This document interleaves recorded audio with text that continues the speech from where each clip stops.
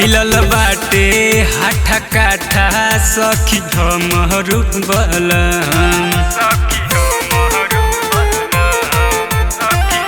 ए सखी का कही रे, मिलल बाटे हाथा काठा सखी हमरू बलम रे सखी हमरू बलम। कि पहिले रतिया चढ़ल ऐसन टूट गइल पलंग, कि पहिले रतिया चढ़ल ऐसन टूट गइल पलंग।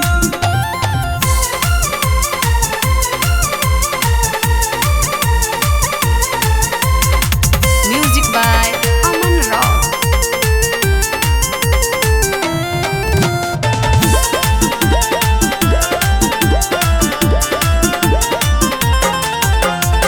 कहीं से घूम के आवे रहे खखुआइल, जाने उ कितना दिन से रहे भूखाइल। कहीं से घूम के आवे रहे खखुआइल, जाने उ कितना दिन से रहे भूखाइल।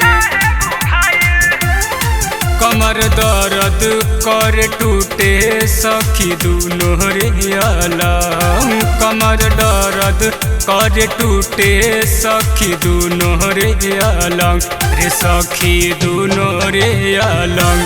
कि पहिले रतिया चढ़ल ऐसन टूट गइल पलंग, कि पहिले रतिया चढ़ल ऐसन टूट गइल पलंग।